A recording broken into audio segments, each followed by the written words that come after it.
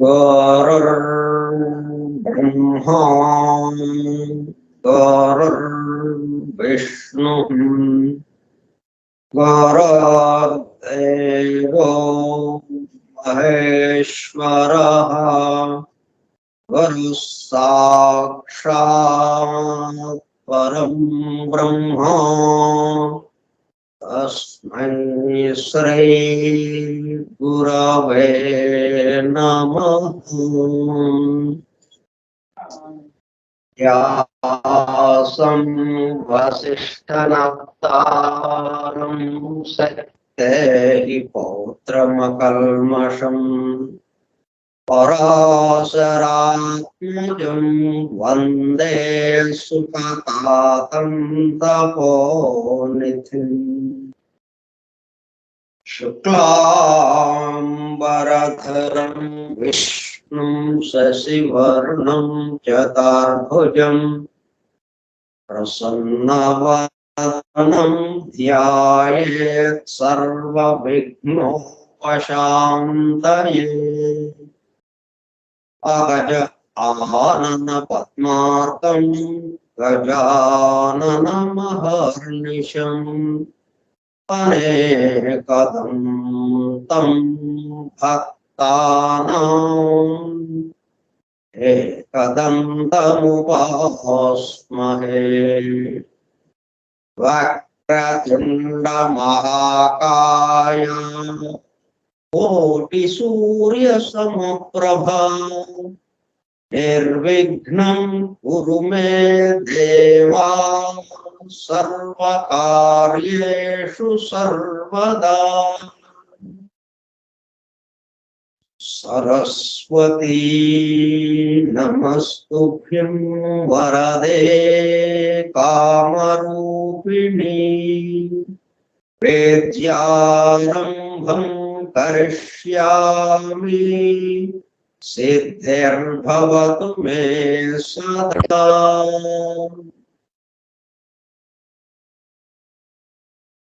ॐ भूर्भुवः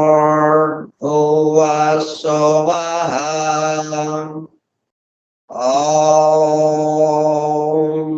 तत्सवितुर्वरेण्यं भर्गो देवस्य धीमहि धियो यो नः प्रचोदयात्।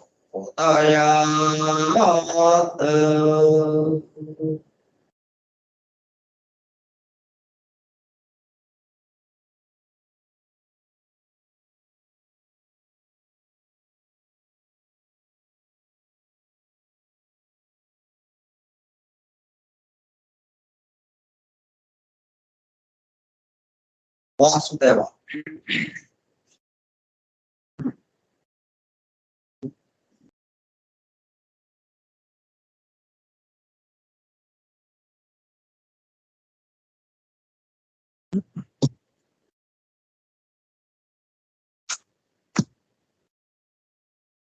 ఫోరం ఫర్ ట్రూత్ సీకర్స్, సత్యాన్వేషకుల బృందం. ఫౌండేషన్స్ ఆఫ్ ఎసోటరిక్ ఫిలాసఫీ, నిగూఢ తత్వశాస్త్ర మూలం. From the writings of H.P. Blavatsky, arranged with a foreword and notes by M.T.H. Hoskins. గ్రంథ పఠనము, అధ్యయనము, అవగాహన, ఆత్మదర్శనము కార్యక్రమము. 14వ పాఠము 26/4/2022 మంగళవారము సాయంత్రం 4:30 గంటలు. నిగూఢ తత్వశాస్త్ర మూలం స్కైప్ గ్రూప్ లో సుదూర ప్రాంతాలలో ఎవరింట్లో వారు హాయిగా విశ్రాంతి తీసుకుంటూ ఏకకాలంలో ఒకేసారి ఏమి చేస్తున్నాము? వింటున్నాం. ఏమి వింటున్నాము? శాస్త్ర సాంకేతిక రంగాలలో ఎంతో వేగముగా పురోగమిస్తున్న ప్రస్తుత కాలంలోనే మానవాళి అదే వేగముతో ఆధ్యాత్మిక రంగంలో కూడా పురోగమించుటకు వీలుగా ప్రపంచంలోనే అన్ని జాతుల, మతముల పవిత్ర గ్రంథములలో పొడుపు కథల రూపంలో అర్థం అయి అవనట్లుగా ఉన్న సృష్టి రహస్యములను బహిర్గతం చేసి మానవాళికి అందించి వాటి అవగాహన ద్వారా ఆత్మదర్శనము పొందుట అను దివ్య ప్రణాళికను అమలు చేయుటకు పరమ గురువులచే ఎన్నుకొనబడిన మేడం హెలెనా పెట్రోవ్నా బ్లవాట్స్కీ తన జీవిత కాలమంతా శ్రమించి తన మాతృభాష కాని ఇంగ్లీషు భాషలో అత్యద్భుతముగా మానవాళికి అందించిన Isis Unveiled, The Secret Doctrine, The Voice of the Silence, The Key to Theosophy గ్రంథములు అధ్యయనము చేసి వాటిలో ఇవ్వబడిన విషయములు పూర్తిగా అర్థము కాకపోవుటచే అతి నిగూఢములైన సృష్టి రహస్యములు, వాటి మూలము, గ్రంథ హృదయమును చేరు పద్ధతులు తెలుసుకోవాలనే తీవ్ర ఇచ్చగల కొందరు సత్యాన్వేషకులు ఆమె చివరి సంవత్సరాలలో ఆమె వద్దకు చేరి ఆమెతో సంభాషించుచు ప్రశ్న సమాధానము సంవాద రూపంలో ఎన్నో నిగూఢములైన విషయములను మరింత లోతుగా తెలుసుకుని సత్యమును చేరుటకు ప్రయత్నించారు. ఆ ప్రసంగ విశేషాలు అన్ని వ్రాయబడి తదుపరి ట్రాన్సాక్షన్స్ ఆఫ్ ద బ్లవాట్స్కీ లాట్ అనే గ్రంథముగా అందరికీ అందుబాటులోనికి వచ్చినది. తదుపరి వాటిని కలెక్టెడ్ రైటింగ్స్ ఆఫ్ బ్లవాట్స్కీ వాల్యూమ్ 10 లో ప్రచురించడం జరిగినది. ఆ బృందంలోని ఒక సోదరుడు కమాండర్ రాబర్ట్ బోవెన్ ఆమె వివరించుచుండగా తాను స్వయముగా వ్రాసుకున్న నోట్స్ ను ఆమె దేహము విడచుటకు 3 వారముల ముందు ఆమెకు చూపించగా అతను చూపిస్తున్న శ్రద్ధను, చేసిన కృషిని మెచ్చుకున్నట్లుగా అదే సమయంలో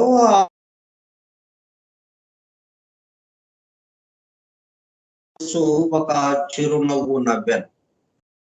తదుపరి కాలంలో మరుగున పడిపోయిన ఆ నోట్స్ ను 40 సంవత్సరముల తదుపరి వారి కుమారుడు కెప్టెన్ పిజి బోవెన్ వెలుగులోనికి తీసుకువచ్చి దివ్య జ్ఞాన అధ్యయన పరులకు, భవిష్యత్తు తరాలకు ఎంతో మేలు చేశారు.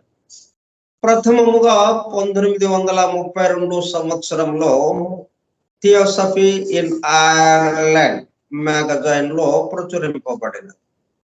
ఆ తదుపరి madam Blavatsky on how to study theosophy అనే పేరుతో చిన్న బుక్లెట్ రూపంలో అందుబాటులోనికి వచ్చినది.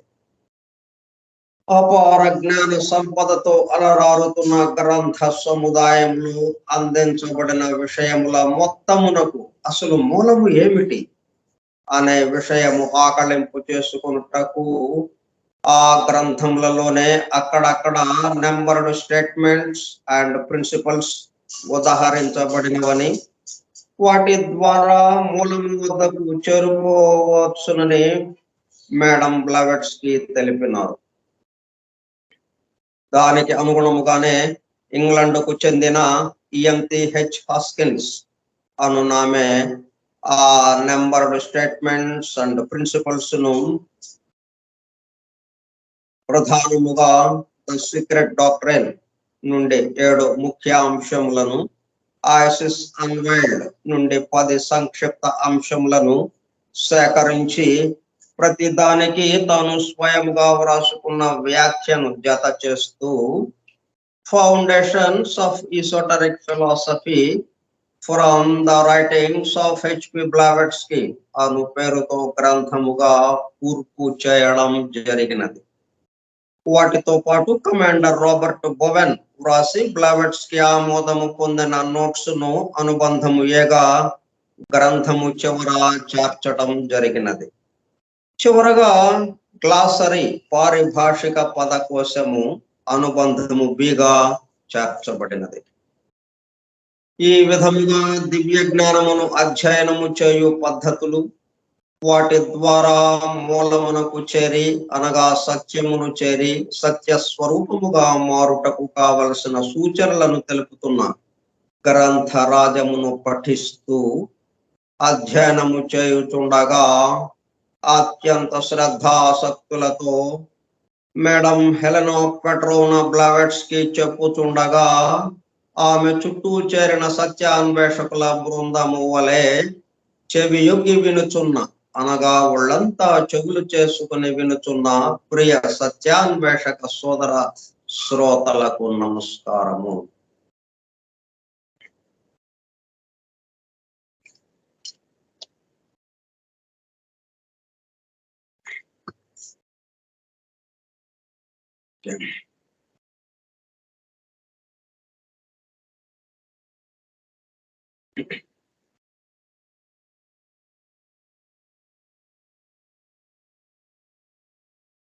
మనం ఇక్కడ ఏదైతే బోధింపబడుతున్నదో విషయం నేర్చుకుంటున్నామో తెలుసుకుంటున్నామో ఇవన్నీ కూడా మనకి పూర్తిగా వ్యతిరేకంగా మన చుట్టూ నిజ జీవితంలో ఈ స్థూల జగత్తులో ఈ భౌతిక ప్రపంచంలో మన నిజ జీవితంలో దినచర్యలో పూర్తిగా వ్యతిరేకంగా కనిపిస్తూ ఉంటుంది.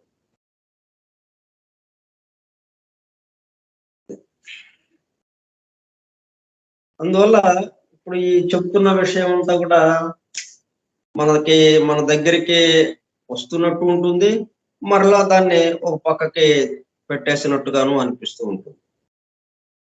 మనకి అంతగా ఉపయోగపడే అంశంగా లేదా ఇది అవసరమా? మనకి ఇంత సమయాన్ని వెచ్చించి మనము ఇదంతా వినవలసిన అవసరం ఉన్నదా, తెలుసుకోవాల్సిన అవసరం ఉన్నదా అని అప్పుడప్పుడు అనిపిస్తూ ఉంటుంది. ఎందుకంటే మనం ఈ గంట సేపు ఉంటున్నప్పుడు బాగానే ఉంటుంది, చక్కగా ఆమె చెప్పిన విషయాలు ఎంతో చక్కగా చెప్పుకుంటాం, బాగున్నాయి.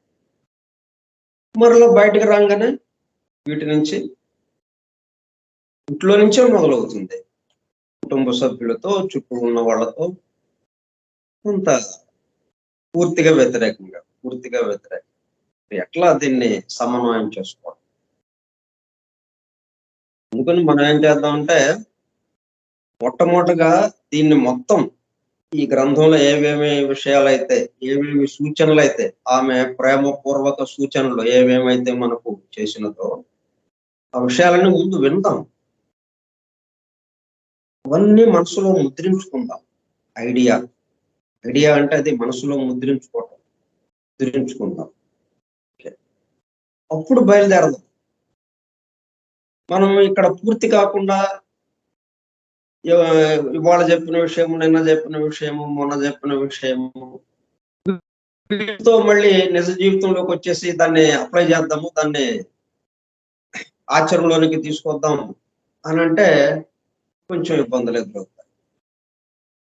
ముందుగా ఏం చేద్దాం అంటే మొత్తం ఈ గ్రంథంలో ఏమేమైతే చెప్పబడిందో ఇదంతా మనం ముద్రించుకుంటాం. అప్పుడు నిజ జీవితంలోకి వద్దాం. అప్పుడు ఇక ఎక్కడికి వెళ్ళినా కానీ ఇంకెక్కడ మనం గందరగోళ పడటం కానీ కన్ఫ్యూజ్ అవటం కానీ ఇటువంటి ఏమీ జరగవు. చక్కగా మనం అవగాహనతో మనం ముందుకు వెళ్ళటానికి వీలు. అందుకే హాయిగా విశ్రాంతి తీసుకుంటూ అన్న మాట వాడింది. చక్కగా వినండి.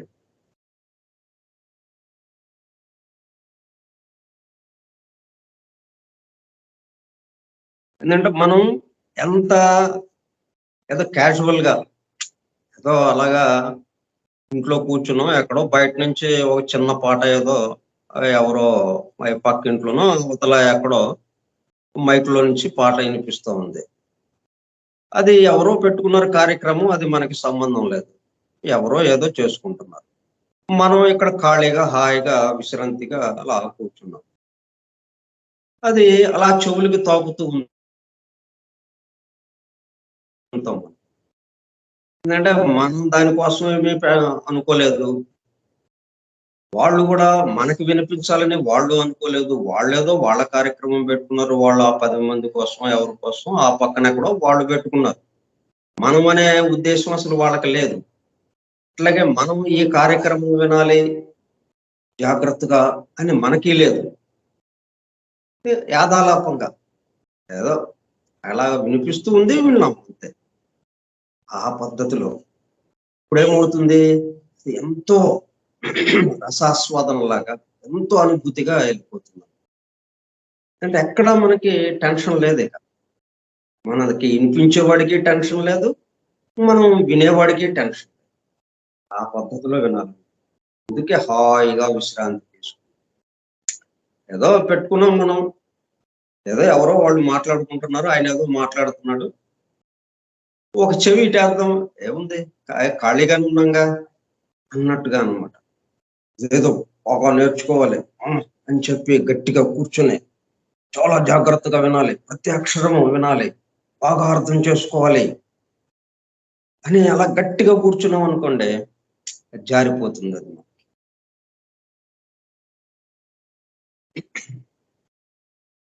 ఇక్కడ సులువు సూత్రం ఏంటంటే మనకి హాయిగా, ఇది మనకి సంబంధం లేదు అన్నట్టు. ఎందుకని మనం వికర్షణ కావాలి మనకి. ఆకర్షణ వల్ల ఏమవుతుంది, ఒక చోటకి చేరుతుంది, కానీ మన అనేకత్వంలోకి వెళ్ళిపోతుంది. ఈ వికర్షణ వల్ల ఏమవుతుంది, విడివిడిగా ఉన్నట్టున్నాం కానీ ఒకటిగానే అన్నట్టుగా మనకి భావనలో వచ్చేస్తుంది. ఇక్కడ తమాషా. ఇప్పుడు ఆకర్షణ వల్ల ఏమైంది, మనం భూమికి అంటుకుని ఉన్నాం. అది ధన సంజ్ఞతో భూమి ఉన్నది, రుణ సంజ్ఞతో మనం ఉన్నాము. అందువల్ల విజాతీయంగా ఉన్నటువంటి ఆ ధన సంజ్ఞ రుణ సంజ్ఞ విద్యుత్ వల్ల మనం ఒకరికొకరు ఆకర్షణగా అలా నేలకి అంటుకుపోయి ఉన్నాం. దాంతో మేము భూమికి సంబంధించిన వాళ్ళం అన్నట్టుగా అయిపోయింది. ఆ పైన తారకలు, ఆకాశము, మిగతా ప్రపంచ సృష్టి అంతా కూడా ఏమో మాకు దూరంగా ఉన్నది, మాకు తెలియదు, అది మాకు వేరుగా ఉన్నది అన్న భావనగా ఉన్నాం. అదే ఎప్పుడైతే వికర్షణ జరిగిందో, అంటే మనం కూడా ధన సంజ్ఞగా మారేటప్పుడు కల్లా వికర్షణ వచ్చేసింది. ఆకర్షణ పోయి వికర్షణ వచ్చేసింది. ఈ మొత్తం మనదే అయిపోయింది. కాదు, ఆ ఏకత్వ భావంలోకి వెళ్ళిపో. దానికి కావాలంటే రిలాక్స్డ్గా వినడం.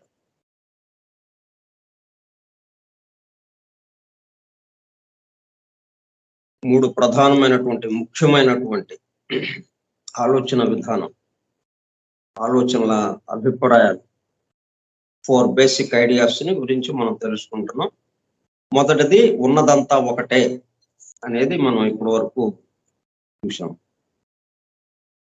ఎక్కడికి వెళ్ళినా కానీ ఉన్నదంతా ఒకటే అనే దాంట్లో మనం కొంత అవగాహన అయింది. ఒకటే అంటే ఒక 5-6ని ఒక చోట కలిపి కట్టేసేసి ఇదంతా ఒకటేనండి అని అనట్లేదు. మనకి 5, 6, 10, 20 భాగాలుగా కనిపించినవి అన్ని కూడా ఒకటే ఇన్నిగా మారింది అన్నది అవగాహన అయింది మనకి. ఆత్మే బుద్ధిగా మారింది, బుద్ధే మనసుగా మారింది. అంటే ఆత్మే మనసుగా వచ్చింది బుద్ధి ద్వారా, నేరుగా మనసు అవ్వకుండా ఒక క్రమ పద్ధతిలో ఇక్కడి నుంచి ఇక్కడికి, ఇక్కడి నుంచి ఇక్కడికి. అంటే మనం సూక్ష్మం నుంచి స్థూలానికి రావాలి అంటే నేరుగా స్థూలానికి కాకుండా అంచెలంచెలుగా అంచెలంచెలుగా ఆ మాదిరిగా ఆత్మ భౌతిక దేహంగా మారింది. కాబట్టి భౌతిక దేహం ఆత్మ, వేరే ఇంకోట్లేదు. మరి ఇక ఇవాళ ఉండి రేపు కనుమరుగు అవుతుంది. మరి ఆత్మ శాశ్వతం కదా అంటాం. ఎక్కడ కనుమరుగైంది అది? దేహము కూడుకున్నది. మనం వినాయక చవితి వినాయక చవితికి వినాయకుడి ప్రతిమలు తయారు చేసాం, 100 ప్రతిమలు. వెళ్ళి వాటిని ఏం చేసాం, దాంతో పని అయిపోగానే నీళ్ళలో నిమజ్జనం చేసాం. నది నీళ్ళలోనో లేకపోతే చెరువులోనో, చెరువు నీళ్ళలోనో, బావిలోనో నిమజ్జనం చేసాం. అయిపోయింది, మాయమైపోయింది అది. కానీ ఎక్కడికి వెళ్ళింది అది? నది అడుక్కి చేరిపోయింది ఆ మట్టి. మనం ఎక్కడి నుంచి చేసాం? నది గర్భం నుంచి తెచ్చిన మట్టేగా. మరి ఇతను ఆ బొమ్మలు తయారు చేయడానికి వాడిన పదార్థం మళ్ళీ ఎక్కడికి నుంచి వచ్చింది అక్కడికి వెళ్ళిపోయింది. కాబట్టి అది ఉన్నది కదా, వేరే రూపంలో ఉంది. ఇప్పుడు వినాయకుడి రూపంలో ఉన్నది కాస్త అంతకుముందు వినాయకుడి రూపం లేనప్పుడు ఏ రూపంలో అయితే ఉందో ఆ రూపంలోకి వెళ్ళిపోయింది అది. కాబట్టి అది ఉందా లేదా? చనిపోయిందా? నిర్జీవం అయిపోయిందా? మరణించిందా? లేదు. మరి స్థితి మార్పు అంతే. ఇప్పుడు ఇక్కడ ఉన్నదల్లా ఇప్పుడు మన దేహాలే ఉన్నాయి. ఎంతో మంది మరణిస్తున్నారు. భౌతిక దేహాన్ని మనం ఖననం చేస్తున్నాం. ఖననం గాని, దహనం గాని ఎవరి పద్ధతులను బట్టి ఆ భౌతిక దేహానికి అంతిమ సంస్కారాలు చేస్తున్నాం. మరి అంతకుముందు అది దేహం లేదు కదా, తల్లి గర్భంలో తయారైంది అది. ఎట్లా తయారైంది? అసలు ఆ దేహమే లేదు. చిన్న శుక్రశూన్యతాలు కలిసిన చిన్న బిందువు, చిన్న బుడగ. ఆ బుడగ కాస్త క్రమక్రమంగా ఒక దేహంగా మార్చింది, పరిణామం వచ్చింది. అవన్నీ ఎక్కడి నుంచి వచ్చినాయి? ఈ చుట్టూ ఉన్నటువంటి పదార్థాల నుంచే వచ్చింది. మళ్ళా దాంట్లోకి వెళ్ళిపోయింది. దాంట్లో ఉన్నటువంటి జీవుడు ఎవరైతే ఉన్నారో ఆ జీవుడు తన ప్రయాణం కొనసాగిస్తూనే ఉన్నాడు, వాడేం మారలేదు. కాబట్టి ఇంకా మరణించింది ఏముంది ఇక్కడ? ఇట్లాగా మనం ఒక అవగాహనకు వచ్చాం. అంటే ఉన్నదంతా ఒకటే అనే దానికి వచ్చాం. ఇవన్నీ ఏంటంటే మనసులో పెట్టుకునే. ఇప్పుడు విద్య నేర్చుకుంటున్నాం స్కూళ్ళల్లో, కాలేజీల్లో. అన్ని మనసులో పెట్టుకొని వాటిని ఉపయోగించుకుంటూ మనం నిత్య జీవితంలో వ్యవహారాన్ని నడుపుతుంటాం. అట్లాగే ఇది కూడా. The second idea to hold fast is that there is no dead matter. మరి డెడ్ మ్యాటర్ ఉంది అంటే నిర్జీవ పదార్థం ఉంది అని అంటే ఉన్నదంతా ఒకటే అనే వ్యవహారానికి కుదరని పని. దానికి దీనికి కుదరదు కదా. అప్పుడు ఉన్నదంతా ఒకటే అంటే శాశ్వతంగా ఉండేవాడు ఎవడున్నాడు, ఎల్లప్పుడూ ఉండేవాడు ఎవడున్నాడు, వాడే కదా కింద దాకా వచ్చింది, భౌతిక దేహం దాకా వచ్చాడని మనం చెప్పుకున్నాం అంతకుముందే. ఉన్నదంతా ఒకటే, fundamental unity of all existence. కాబట్టి no dead matter, there is no dead matter. నిర్జీవ పదార్థం అంటూ ఏది లేదు, నిర్జీవ పదార్థము అన్నది లేదు.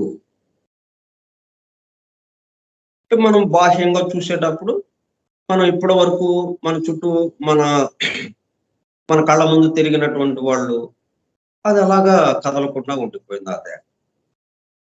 దాంతో దాన్ని ఖననం చేయటం లేకపోతే దహనం చేయటం మాయమైపోయింది అది. ఇక కనుమరుగైపోయింది. నిన్న కనిపించాడు మనకి, ఇవాళ లేడు.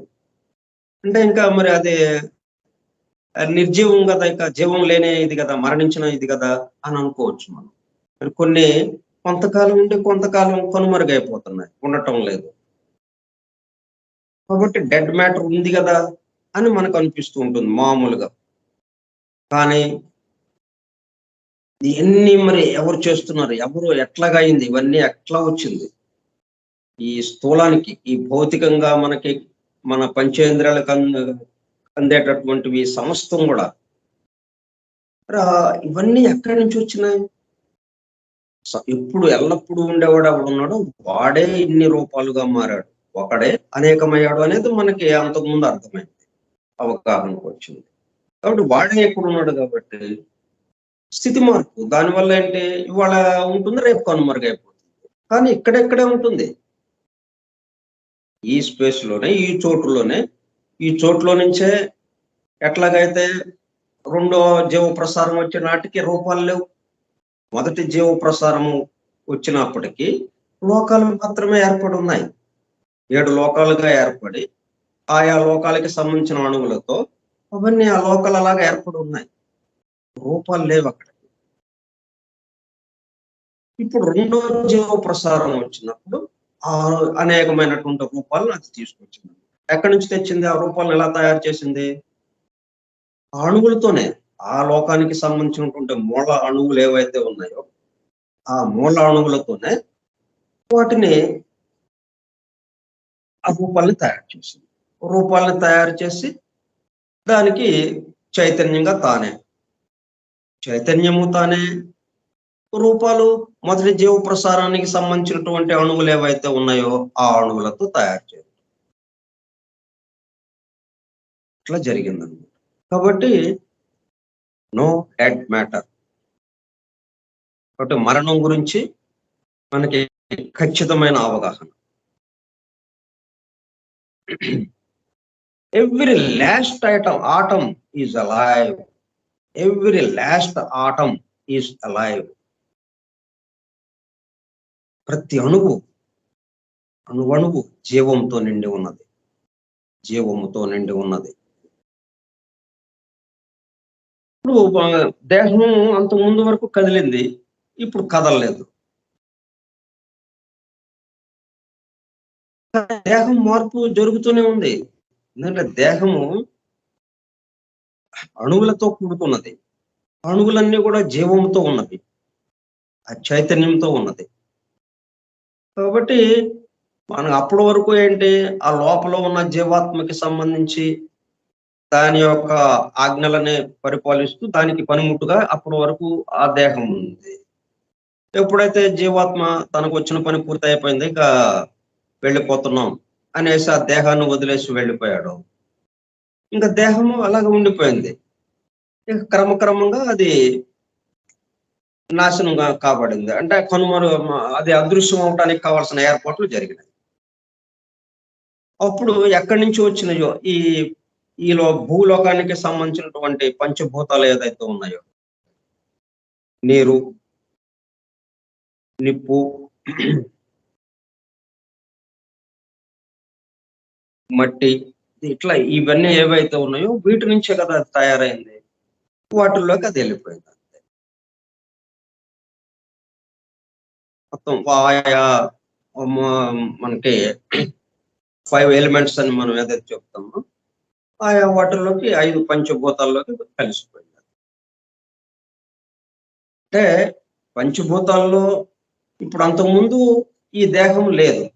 దేహం లేనప్పుడు ఇవన్నీ ఎక్కడున్నాయి? దేహానికి సంబంధించిన అటువంటి అణువులన్నీ కూడా ఈ చోట్లో ఉన్నాయి. ఈ దేహం తయారయ్యేటప్పటికల్లా ఈ చుట్టూ ఉన్నటువంటి చోట్ల నుంచే ఆ అణువులుతో ఇది తయారైంది. కాబట్టి అక్కడేమో ఆ అణువులు తగ్గినాయి. తగ్గిన మేరకి ఏమైంది? దేహంలో ఉన్న అణువులు చేరినాయి, ఇక్కడ చేరినాయి. కాబట్టి ఎప్పుడు అణువులు ఎన్ని ఉండాలో అన్ని అలాగ ఉన్నాయి ఆ లోకంలో. దాంట్లో ఆ లెక్కలో తేడా ఏమి లేదు. ఉంటే ఈ దేహంగా ఉంటాయి అణువులు, దేహంగా కూడుకుని. దేహం లేకపోతే మన చోట్లో ఉంటాయి అంతే, అక్కడ ఇక్కడ మొత్తానికి అవి ఉన్నాయి. కాబట్టి అది నిర్జీవము, చనిపోయింది, ఇక తీసేసేయటం అది అంటానికి లేదు. No dead matter. Every last item is alive. పూర్తి జీవముతో చైతన్యంతో నిండి ఉన్నాయి. ప్రతి అణువు, పరమాణువు, చిన్న అణువు, సూక్ష్మాతి సూక్ష్మ అణువుతో సహా ఏది తీసుకున్నా సరే, it cannot be otherwise since every atom is it self fundamentally absolute being. ఎందుకని? దానికి మరణం లేదు. ఎందుకని? నాశనం లేదు. ఎందుకని? డెడ్, చనిపోవటం అనేది లేదు, మరణించటం అనేది లేదు. ఎందుకని? ఎందుకంటే లాస్ట్ ఐటమ్ కూడా చిట్ట చివరి అణువు ఏదైతే మనం అనుకుంటున్నాం, చిట్ట చివరి మూల అణువు, చిన్న అణువు, మనం ఏదైతే భౌతికంగా, సూక్ష్మంగా తర్వాత సంగతి, ముందు భౌతికంగా మన కంటికి కనపడే వాటిల్లో చిన్న అణువుని తీసుకుంటే అది ఎవరు? అబ్సల్యూట్ బీయింగ్, పరిపూర్ణుడు ఎవరున్నారు? భగవన్మయం, భగవంతుడికి సంబంధించింది. ఉన్నదంతా భగవంతుడే అన్నది అందుకోసం. ఉన్నదంతా భగవంతుడే అన్నప్పుడు వాడు ఉండి రేపు కనుమరుగయ్యే అణువు కూడా వాడు ఉండి అంటే నిన్న లేనట్టే కదా. ఈ క్షణంలో ఉంది, ఈ క్షణంలో ఉండటం ప్రారంభించింది అంటే క్రితం క్షణం మనకి లేదు, కానీ ఉంది. అది మనకు కనపడకపోవచ్చు. మనకి కనపడే స్థితి వచ్చేటప్పటికల్లా మనం లెక్కేసుకుంటున్నాం. మనం లేని క్షణాలు ఉన్నాయి కదా. ఇద్దరు పెళ్లి చేసుకున్నారు, భార్యాభర్తలుగా ఉన్నారు. వాళ్ళకి ఎవరు పుడతారో తెలియదు. కొంతకాలం గడిచింది, ఇదిగో సంతానం కలిగింది. మరి అంతకుముందు ఎక్కడ ఉన్నాడు వాడు? అట్లాగా అన్నాడు. అంతకుముందు కూడా ఉన్నాడు కదా, ఒక రూపంలో ఇంకొక స్థితిలో ఉన్నాడు వాడు. ఈ అణువులు కూడుకుని మళ్ళీ ఇట్లాగా మనం సంతానంగా మనం వచ్చాము. ఈ విధంగా మనం ఈ క్షణం నుంచి మనకి ఉన్నాడు అనేది కనిపిస్తుంటే, క్రితం క్షణం లేదు అన్నప్పుడు వీడు కొత్తగా పుట్టుకొచ్చే కాదు. అంతకు క్రితం క్షణంలో ఏముంది? ఈ చోటుల అణువులుగా ఉంది. ఈ క్షణం ఏమైంది? ఆ అణువులు కూడుకొని ఒక రూపం ఏర్పాటైంది. అది రెండో జీవ ప్రసారం యొక్క వ్యవహారం. అదంతా రెండో జీవ ప్రసారం. అంటే మొదటి జీవ ప్రసారము ఎప్పుడు స్టేజ్ రెడీగా ఉంటుంది.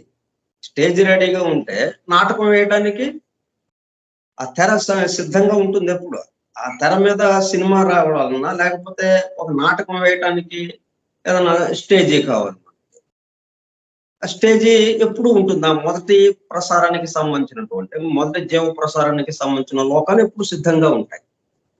ఈ రెండో జీవ ప్రసారము వచ్చి ఆ రూపాలను తయారు చేస్తూ ఉంటుంది. అంటే అంతకుముందు ఎక్కడుంది మరి? ఇది రూపం, రెండో జీవ ప్రసారం రాలేదండి. అప్పటికి ఏమీ రూపాలు లేవు. అయితే అవన్నీ ఎక్కడున్నట్టు మరి? ఇవో అణువుల రూపంలో ఉన్నాయి. ఇక్కడ చోటులో అణువుల రూపంలో ఉన్నాయి. ఈ రెండో జీవ ప్రసారం వచ్చి ఏం చేసింది? ఆ చోట్లో ఉన్నటువంటి ఆ లోకానికి సంబంధించిన అణువులతో ఆ లోకానికి సంబంధించిన రూపాలని తయారు చేసింది.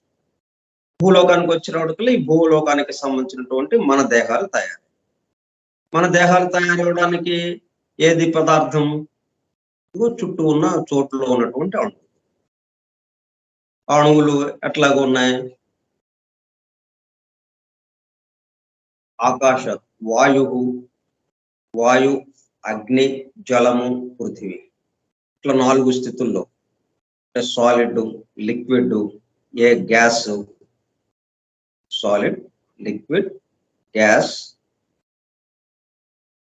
ఎయిర్, గ్యాస్, అట్లా మొత్తం 4 రకాలుగా మనకి ఇక్కడ ఉన్నాయి. అణువుల రూపంలో, సూక్ష్మ అణువుల రూపంలో. ఆ అణువులతోనే ఈ దేహం తయారై.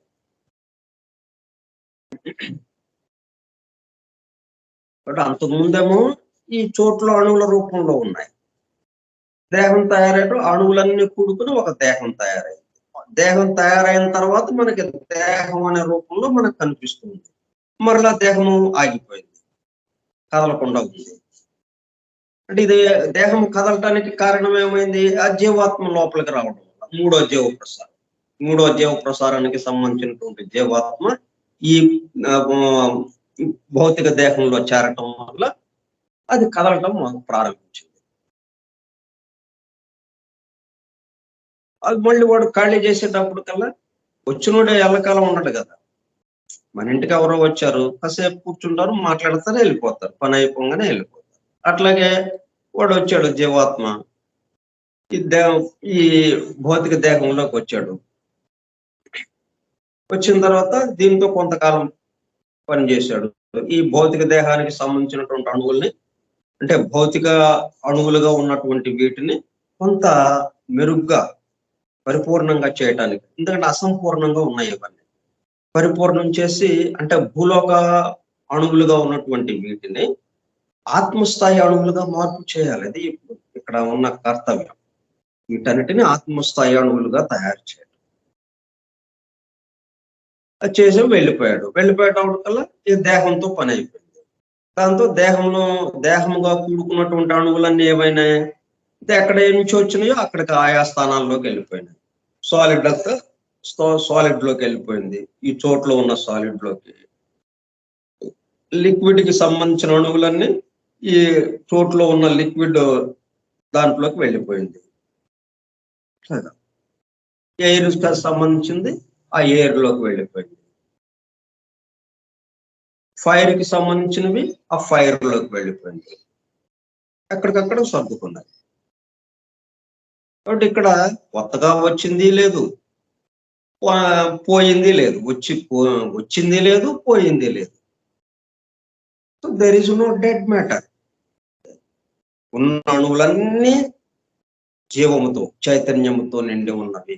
ఎందుకంటే అవన్నీ కూడా పరిపూర్ణుడు భగవంతుడు ఏవైతే ఉన్నాయో, సమస్తము ఉన్నదంతా ఒకడే అనేది ఏదైతే ఉందో వాడే కాబట్టి, అబ్సల్యూట్ బీయింగే కాబట్టి ఇంకా దానికి డెడ్ అనే పాయింట్ లేదు. డెడ్ అని ఎందుకు వచ్చిందంటే మనకి భౌతికంలో ఈ సృష్టి స్థితి భేదం చేత మనకి కొంతసేపు ఉండి కొంతసేపటి కనుమరుగవుతున్నట్టుగా మనకు అనిపిస్తున్నది. అందుకని డెడ్ అనే పదం వచ్చింది. డెడ్ అనే పదం వచ్చింది కాబట్టి, డెడ్ లేదు అంటే మృతము, నిర్జీవము అని వచ్చింది కాబట్టి, మృతము అని వచ్చింది కాబట్టి అమృతత్వ స్థితి అని ఆ పదం వచ్చింది. లేదా అమృతము లేదు, మృతము లేదు. మృతం లేనప్పుడు ఇంకా అమృతం లేదు కదా. నో డెడ్ మ్యాటర్ అన్నప్పుడు ఇంకా ఎలైవ్ అంతే. ఎలైవ్ అనే పదం కూడా ఉండదు. ఇక ఎలైవ్ అని చెప్పాల్సిన అవసరం కూడా రాదు మనకి. ఎలైవ్ అని ఇది జీవంతో నిండి ఉందని ఎందుకు చెప్పాల్సి వచ్చింది? మనకు నిర్జీవం అనేవి కొన్ని మనకు అనిపిస్తూ ఉన్నాయి కాబట్టి. It cannot be otherwise since every atom is it self fundamentally absolute being. Therefore, there is no such thing as spaces of ether or akasha, or call it what you like. అంటే మనం ఈ చోట్లో ఈ ఆకాశంలో, లేకపోతే ఆకాశీయ తత్వ ఈథర్గా ఉన్నటువంటి మన చుట్టూ ఉన్నటువంటి వ్యాపించి ఉన్నటువంటి సూక్ష్మ పదార్థంతో ఉన్నటువంటి ఆకాశం ఏదైతే ఉన్నదో ఆ చోటు ఖాళీ చోటుగా మనకు అనిపిస్తుంది కదా. అదంతా ఆ ఖాళీ చోటు, in which angels and elementals disport themselves like trout in water. మనం ఏమనుకుంటాం, ఇదంతా పైన ఆకాశం, అది దేవతలు, దేవతా గణాలు వాళ్ళందరూ కూడా అక్కడ విహరిస్తూ ఉంటారు. అక్కడ స్వర్గం ఉంది, ఇంద్ర అనుభవిస్తూ ఆ పైన ఎక్కడో ఆకాశంలో బాగా ఉంటుంది అని మనం అనుకుంటూ ఉంటాం. అది మనకి ఎట్లాగైతే ఇక్కడ అంటే మనకైతే భూమి ఉంది, వాళ్ళకి ఎవరికి భూమి లేదు. ఇక పైన ఎక్కడ భూమి లేదు. భూమి లేకపోవటం అంటే ఈ చోటు అనే దాంట్లోనే మనకి సముద్రంలో చేపలు ఎలాగైతే జీవిస్తున్నాయో, సంచరిస్తూ ఉన్నాయో సముద్రంలో. ట్రౌట్ అంటే ఏంటనమాట, చేప పిల్లలు ఇన్ వాటర్. సముద్రంలో ఎలాగైతే చేపలు అటు ఇటు తిరుగుతూ విహారం చేస్తూ ఉంటాయో, అట్లాగా ఆ పైన ఎక్కడో ఖాళీ చోట్లో ఆ స్పేస్ లో ఈ దేవతాగణాలందరూ ఉన్నారంట అక్కడ అని అట్లాగా, అంటే అదేదో చాలా గొప్పదే అన్నట్టుగా ఇట్లా చెప్పుకోవడానికి ఏమి లేదు అక్కడ. There is no such thing as spaces of ether or akasha or call it what you like, in which angels and elementals disport themselves like trout in water. That is a common idea. అంటే మనం అనుకోవచ్చు, అది మామూలు సాధారణంగా మనం ఈ స్థూల జగత్తులో ఉన్నటువంటి సామాన్య మానవులు, విషయాలన్నీ తెలియని వారు, అనేకత్వ భావంలో ఉన్న వాళ్ళకి అది అనిపిస్తూ ఉంటుంది, common idea. The true idea shows every atom of substance, no matter of what plane, to be in itself a life. ప్రతి అణువు కూడా భగవన్మయం. భగవన్మయం అంటే భగవంతుడికి సంబంధించింది ఏదైతే ఉందో ఆ మొత్తం అక్కడ ఉన్నట్టే కదా. అంటే మన ఈ భూమి మీద ఎవరు ఉండరు, భూమి మీద ఉన్నటువంటి వృక్షాలు, జంతువులు, అట్లాగే ఖనిజాలు, మానవులు, అట్లాగా ఇవన్నీ, అలాగే సముద్రాలు, పర్వతాలు, అడవులు, ఇట్లా ఈ భూమి మీద ఏదైతే ఉందో ఎడారులు, ఇదంతా కూడా ఇక్కడ ఎవరు లేరు. ఇక్కడ ఏంజల్స్ కానీ ఎలిమెంటల్స్ కానీ వీళ్ళెవరు ఇక్కడ లేరు. దేవతాగణాలు, దేవతలు, తర్వాత యక్షులు, కిన్నరులు, కింపురుషులు అని ఇలాగ ఎన్నెన్నో చెప్పుకుంటాం. వాళ్ళందరూ కూడా ఎక్కడో దూరంగా ఎక్కడో ఉన్నారు, భగవంతుడికి దగ్గరగా ఉన్న వాళ్ళందరూ అని ఇట్లాగా మనం అనుకోవటానికి లేదు. అప్పుడేంటి ఇక్కడ లేనంటే భూమి మీద లేరు. భూమి మీద లేకపోతే ఎలాగా జరుగుతుంది ఇది? ఎందుకంటే ప్రతి అణువు భగవన్మయం అంట. భగవన్మయం అంటే భగవంతుడు ఉన్న చోట వాళ్ళందరూ ఉండాలి. ఆయన యొక్క హైరార్కీస్ కదా, ఆ పరిపాలక వ్యవస్థలో ఈ దేవతాగణం ఆయన కింద పనిచేస్తూ ఉన్నారు, భగవంతుడి కింద, భగవంతుడి యొక్క ఆధిపత్యంలో, భగవంతుడి యొక్క ఆదేశానుసారం వాళ్ళందరూ పనిచేస్తూ ఉన్నారు ఒక పరిపాలక వ్యవస్థగా. వాళ్ళు ఎక్కడెక్కడో ఉంటే ఇక్కడ ఎలాగా జరుగుతుంది అంటే ఈ అణువులో కూడా వాళ్ళు ఉండాలి. అంటే ప్రతి అణువు చోటులో ఉన్నటువంటి సమస్తము, అలాగే దేహము, మన దేహం అణువులతో తయారైంది, ప్రతి అణువులోనూ వాళ్ళు ఉన్నారంటే మన దేహం మొత్తము దేవతామయం, భగవన్మయం. భగవన్మయం అంటే ఆటోమేటిక్ గా దేవతలు కూడా ఉన్నట్టే మనలో. In it self A life. ఇది ఒకటి మనం, ఈ ఐడియా కూడా మనం బాగా గుర్తుపెట్టుకోవాల్సింది అనమాట. దీనికి మనం పాణ్యం రామనాథ శాస్త్రి గారు ఎట్లాగా అనువదించారో చూద్దాం. అంటే ఈయన రాయడానికి ప్రేరణ ఇచ్చింది ఎన్సి రామానుజాచారి గారు.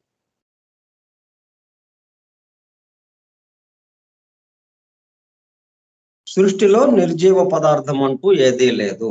There is no dead matter. సృష్టిలో నిర్జీవ పదార్థం అంటూ ఏదీ లేదు. ప్రతి అణువు కూడా జీవంతో తొణికిసలాడుతూ ఉంది. సూక్ష్మ లోకాల్లో అన్ని అంతస్తుల్లో ఉండే ప్రతి ఒక్క సూక్ష్మాణువు జీవంతో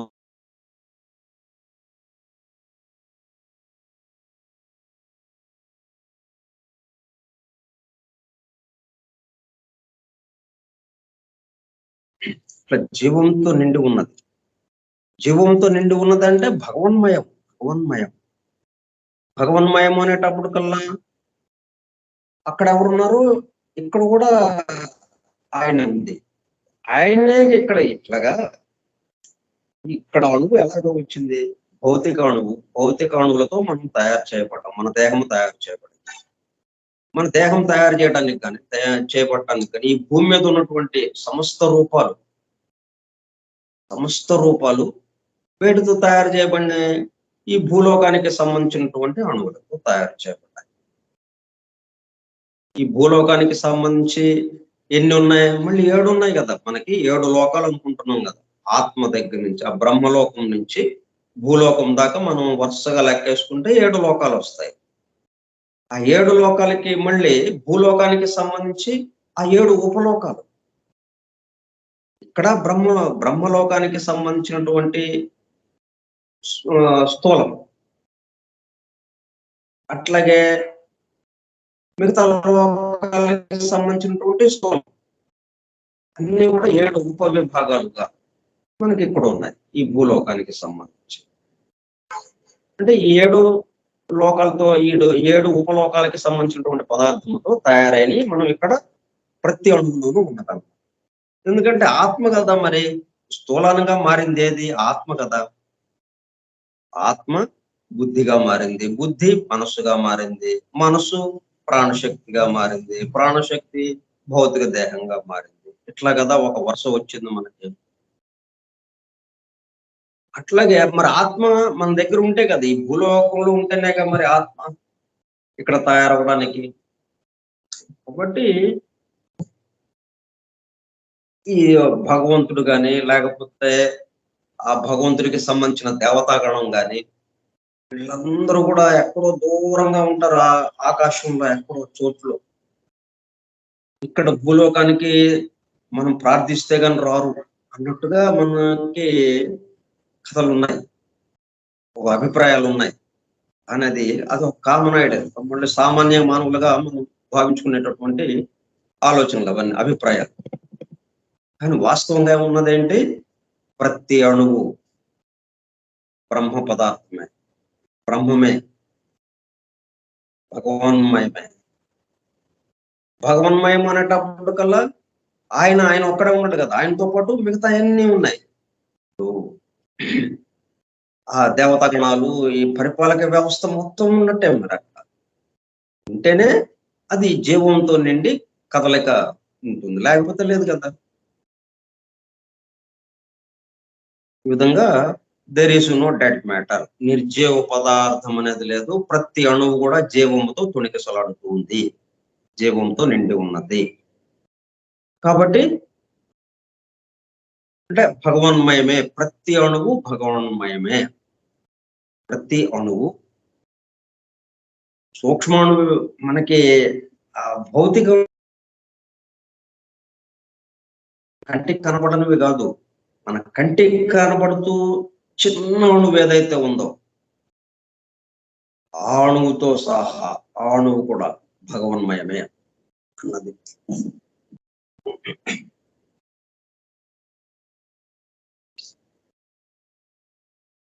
అంటే అంతకుముందు చెప్పిన దానికి పరిపూరకంగా ఇది వచ్చిందనమాట. అంతకుముందు మనం ఏం చెప్పుకున్నాం?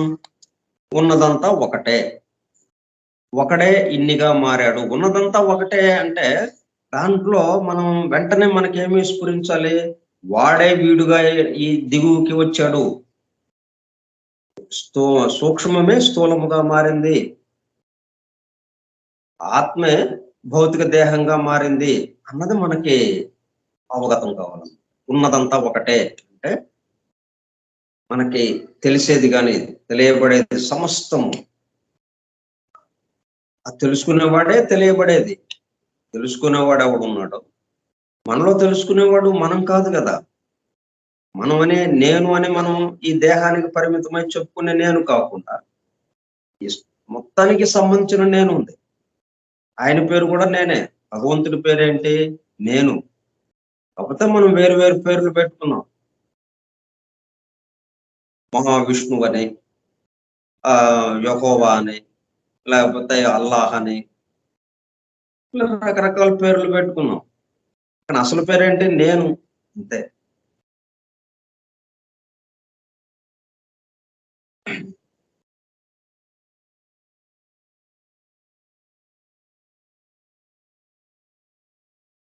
ఇప్పుడు ఇది second idea, there is no dead matter.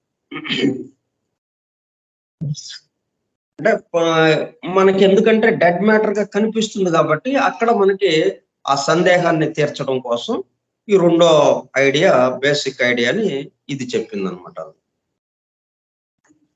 రెండో బేసిక్. ఎందుకంటే ఉన్నదంతా ఒకటే, ఉన్నదంతా ఆత్మే భౌతిక స్థితిలోకి వచ్చింది అన్నప్పుడు మరి మనం ఏం చెప్పుకుంటాం? ఆత్మ నాశనం లేనిది కదా, ఎల్లప్పుడూ ఉండేది కదా ఆత్మ అంటే. భగవంతుడు అంటే ఎల్లప్పుడూ ఉండేవాడు కదా. కాబట్టి ఆయన ఇక్కడికి వస్తే ఇక్కడ చచ్చిపోతాడు కదా ఆయన. అంటే దేహంగా ఉన్నాడు అని అంటున్నాము. దేహం చనిపోయింది. దేహం చనిపోతే మరి ఆయన చనిపోయినట్ట ఎట్లాగా మనకు అనుమానం వస్తుంది. అందుకని చెప్పి ఇట్లా కాదు, స్థితి మార్పు మాత్రమే. ఎక్కడెక్కడ సర్దుకుంటాయి, ఎక్కడి నుంచి తెచ్చామో మళ్ళీ అక్కడికి వెళ్ళిపోతాయి అవన్నీ. అందుకే మనం వినాయక చవితికి నిమజ్జనం దీనికి సంకేతంగానే మనం ఏం చేస్తాం, వినాయక విగ్రహాలని ప్రతిమల్ని నిమజ్జనం చేస్తాం నీటిలో. ఎందుకని? నీటిలో ఉన్న మట్టి నుంచి కదా అది వచ్చింది. ఆ నీటిలో ఉన్నటువంటి ఆ బురదలో ఉన్నటువంటి ఆ మట్టి ఏదైతే ఉందో ఆ మట్టి ముద్ద, దాని నుంచి ఇన్ని 100 వినాయక చవితి మనకి విగ్రహాలు తయారు చేసి మన అందరికీ ఇచ్చాడు. కాబట్టి ఇప్పుడు మనం మళ్ళీ నీళ్ళలోకి నిమజ్జనం చేసేటప్పటికల్లా ఏమవుతుంది, ఎక్కడి నుంచి వచ్చిందో అక్కడికి వెళ్ళిపోయింది. కాబట్టి ఇది వినాయకుడి ఇది స్థితి మారింది అంతే. వినాయకుడు విగ్రహం చనిపోయిందా? విగ్రహం చనిపోలేదు, స్థితి మారింది. అంతకుముందు విగ్రహం ఎక్కడుంది? ఆ మట్టిలో ఉంది. తర్వాత ఆ మట్టి నుంచి తయారు చేసి వాడి యొక్క ఆలోచనలో ఉంది, అది వాడి యొక్క మనసులో ఉంది. ఆ రూపము ఎల్లప్పుడూ ఉంది. గ్రేట్ ఆర్కిటెక్ట్, ఆ విశ్వశిల్పి ఎవడున్నాడో ఆ విశ్వశిల్పి యొక్క మనసులో, ఆ బ్రహ్మ యొక్క మనసులో ఆ రూపాలన్నీ ఉన్నాయి.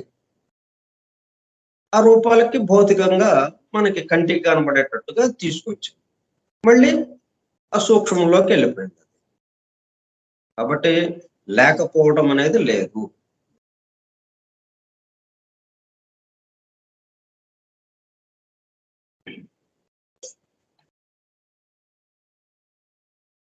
తర్వాత మూడో idea, the third basic idea is to be held is that man is the microcosm. అంటే ఇంకొకటి మనకి ఏంటంటే, సరే ఇప్పుడు మనం రెండుగా ఆలోచిస్తున్నాం. భగవంతుడు అంటే మనం చుట్టూ కనపడే సృష్టి చాలా పెద్దదిగా, భగవంతుడు చాలా చాలా సూక్ష్మాతి సూక్ష్మంగా చాలా పెద్దదిగా ఉంది. దాంట్లో మనం ఒక చిన్న అణువులాగా చిన్న వాళ్ళంగా మనం ఉన్నాం. దాంట్లో ఆ సృష్టిలో భాగంగా చిన్న చిన్నగా మనం ఉన్నాం. కాబట్టి మైక్రోకాజం, మానవుడు మైక్రోకాజం అంటే చిన్న భాగంగా, దాని యొక్క నమూనాగా ఈ సృష్టి మొత్తానికి సంబంధించి, భగవంతుడి మొత్తానికి సంబంధించి ఏదైతే ఉందో దానికి నమూనాగా చిన్నవాడుగా ఇక్కడ మానవుడు ఉన్నాడు. దాన్ని మైక్రోకాజం అంటే దాన్ని పిండాండము బ్రహ్మాండము అనే 2 పదాలు వాడతాం. ఇప్పుడంతా మనం రెండుగా విభజింపబడలేదు. మనకి పాజిటివ్ నెగిటివ్ అన్ని 2 వచ్చినాయి అనుకున్నాం కదా మొదట్లోనే. ఉన్నది ఒకటే, ఉన్నదంతా ఒకటే. కానీ ఈ సృష్టి సంకల్పము అని ఎప్పుడైతే వచ్చిందో ఆయన సంకల్పము అంటే పాజిటివ్ నెగిటివ్ 2 విషయాలు ప్రారంభమైనవి. అక్కడ 2 విషయాలకి మళ్ళీ ఆధారం ఒకటే 2గా మారాడు. చిన్న బుడగ, మనం శుక్రశోణితాలు కలిసి తల్లి గర్భంలో శుక్రశోణితాలు కలిస్తే ఒక చిన్న బుడగ ఏర్పడింది. ఆ బుడగ 2గా చీలింది, అది 4 అయింది, 8 అయింది. అట్లా భాగాలుగా అట్లాగా చీలుతూ అయిపోయింది అన్నమాట. అట్లా దేహం తయారైంది మనకి. అట్లాగే స్టార్టింగ్ ప్రారంభం ఎలాగుంది, ఆయన సంకల్పం ఏంటి, తాను పెక్కులు కావాలి అనేది. అట్లా పాజిటివ్ నెగిటివ్ అని వచ్చింది. దానికి అనుగుణంగా ఇప్పుడు ఇక్కడ ఏం చెప్తున్నాడంటే, మైక్రోకాజం మ్యాక్రోకాజం అనేది మనం ముందు పెట్టాడు అనమాట. అంటే మనం చూస్తున్న చుట్టూ ప్రపంచం 2 ఐటమ్స్ మనకి కనిపిస్తూ ఉన్నాయి కదా. చూసేవాళ్ళం మనంగా ఉన్నాము, మన చుట్టూ ఒక ప్రపంచం కనిపిస్తుంది, ఈ సృష్టి సమస్తము కనిపిస్తూ ఉన్నాం. కానీ ఈ తెలుసుకునే సృష్టి సమస్తము కలిపి అది మ్యాక్రోకాజం అంటే బ్రహ్మాండం. చుట్టూ ఏముంటుందన్నమాట, బ్రహ్మాండం. అంటాం దాన్ని. దాంట్లో భాగంగా ఉన్న మనల్ని ఏమంటామంటే పిండ అంటాము. Macrocosm, microcosm. సూక్ష్మంగా ఉన్నది ఇది. మైక్రోకాజం అంటే ఈ తెలుసుకునేవాడు ఎవడున్నాడు వాడు మానవుడు. మైక్రోకాజం. మ్యాక్రోకాజం అంటే మన చుట్టూ దేన్ని తెలుసుకుంటున్నాము దాన్ని ఆ బ్రహ్మాండం, దాన్ని బ్రహ్మాండము అంటాం. మ్యాక్రోకాజం అంటాం. ఇప్పుడు ఇట్లా రెండుగా వచ్చినాయి. ఈ రెండింటి సంగతి ఏంటి అది మనం రేపు చెప్పుకుందాం. ఆ రెండింటి సంగతి రేపు ఇంకా కొన్ని విషయాలు. రేపు ఈ 3వ బేసిక్ ఐడియా, తర్వాత 4వ basic idea, 4th basic idea, ఈ రెండు కూడా రేపు మనం పూర్తి చేసుకుందాం. కాబట్టి ఈ రోజున మనకి తెలిసింది ఏంటంటే నో డెడ్ మ్యాటర్. ఎందుకంటే మన చుట్టూ ఏమవుతా ఉంది, ఈ రోజు ఉంటుంది రేపు కనుమరుగైపోతా ఉంది. మరి ఇదంతా భగవన్మయం అంటున్నాం. సమస్తము భగవంతుడే కదా ఇక్కడికి దిగాడు అంటున్నాం. భగవంతుడే దిగితే భగవంతుడు ఎల్లప్పుడూ ఉండేవాడు కదా, ఎల్లప్పుడూ ఉండటం లేదు ఇది. మరి అట్లా ఏది ఇది భగవంతుడని నువ్వు ఎలా చెప్పగలవు అంటే, ఈ సృష్టిలో సమస్తంలోనూ ఉన్నటువంటి అణువుల రూపంలో అది ఉండి అవసరమైనప్పుడు అణువులు కూడుకుంటున్నాయి, అవసరం లేనప్పుడు విడిపోతున్నాయి, విఘటనం చెందుతున్నాయి. ఆ దేహ అణువులు విఘటనం చెందుతున్నాయి. ఏ అణువుకు అణువు విడివిడి పడిపోతున్నాయి. వాటిల్లో ఉన్నటువంటి జలానికి సంబంధించిన అణువులు జలానికి, పృథివీకి సంబంధించిన అణువులు పృథివీకి, వాయువుకి సంబంధించిన అణువులు వాయువుకి, అగ్నికి సంబంధించిన అణువులు అగ్నికి వెళ్ళిపోతున్నాయి. కాబట్టి ఇంకా డెడ్ అనేది లేదు కదా. అది మనం ఒక ఖచ్చితమైన నిర్ణయానికి రావడం, ఒక ఖచ్చితమైన అవగాహనకి రావడం. ఏదైనా కానీ ఎల్లప్పుడూ ఉండేదే. ఈ రోజు ఉండి రేపు కనుమరుగవుతుంది అని ఏదనుకున్నా కానీ అది రూపభేదం. రూపంగా కూడుకున్నాయి, మళ్ళీ విడిపోయినాయి. ఎక్కడి నుంచి తెచ్చామో అక్కడికి వెళ్ళిపోయినాయి. వినాయక చవితి బొమ్మలాగా ఆ మట్టి తెచ్చాము, మట్టి ఎక్కడి నుంచి వచ్చింది, నది గర్భంలో నుంచి వచ్చింది. ఆ మట్టికి సంబంధించిన అణువులతో అది తయారైంది. ఆ ప్రతిమ, వినాయక ప్రతిమ. మళ్ళీ ఏం చేసాం, దాన్ని నీళ్లలోనే నిమజ్జనం చేసాం, మళ్ళీ ఆ ప్రతిమ అంతా కరిగిపోయింది. ఒకటి ఎక్కడ ఉన్నది, ఎల్లప్పుడు దాంట్లో నాశనమైంది ఏముంది, ఇంకక్కడ నాశనం లేదు. నాశనము లేదు, నిర్జీవము లేదు, మృతము. కాబట్టి మృతము లేదు కాబట్టి అమృతము లేదు. మృతం ఉంటే కదా ఈ మనం చనిపోకుండా ఎల్లప్పుడూ ఆ దేవతలు ఆ అమృతం తాగుతూ వాళ్ళు శాశ్వతంగా ఉండిపోయారంట వాళ్ళు. అందుకని మనం కూడా ఆ అమృతాన్ని తెచ్చుకొని ఆ అమృతం తాగి మనం శాశ్వతంగా ఉండిపోదాం, శాశ్వతంగా అయిపోదాం. మరణం లేకుండా శాశ్వతంగా అయిపోదాం మనం ఆ అమృతం తాగి. అప్పుడు దేవతలు అట్లాగా తాగి వాళ్ళు శాశ్వతంగా ఉన్నారు. అట్లా లేదు. మనం మరణం ఉంటేనే కదా. కాకపోతే మనకేం తెలుస్తుంది, దేహం కొంతకాలం ఉండి కొంతకాలానికి రాలిపోయేటప్పుడు కదా, ఈ దేహంతోనే ఇలాగే ఉండిపోవాలి అన్న భావన వల్ల మనకు అట్లా అనిపిస్తుంది. కానీ అట్లాగా కుదరదు కదా. మనకి పని ఉన్నప్పుడు దానికి సంబంధించి వినాయకుడి పూజ వచ్చింది, వినాయక చవితి వచ్చింది, ఆయనకి మనం ప్రార్థన చేసుకోవాలి. దానికోసం అని చెప్పి ఒక చిన్న ప్రతిమ తయారు చేసుకున్నాం. ఇక ఆ పని అయిపోయింది, ఆ ప్రతిమను తీసుకెళ్ళిపోయి నీళ్ళలో నిమజ్జనం చేస్తాం. ఇట్లా పని కోసం దాన్ని తీసుకురావడం, మళ్ళీ ఆ పని పూర్తి కాగానే మళ్ళీ ఎక్కడిదక్కడికి పంపించాడు. అట్లాగా ఉంది ఇది సృష్టి.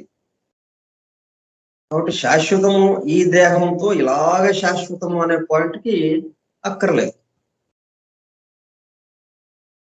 మనకి there is no dead matter అన్నది ఇవాళ అవగాహన. ఉన్నదంతా ఒకటే అనేది నిర్ధారణ కావటానికి ఇది మనకి సపోర్ట్ ఇచ్చింది అనమాట. ఇంకొంచెం మిగతా ఇంకా 2 ఐడియాస్ ఉన్నాయి. Third and fourth basic ideas. ఆ 2 రేపు చెప్పుకుందాం. స్వస్తి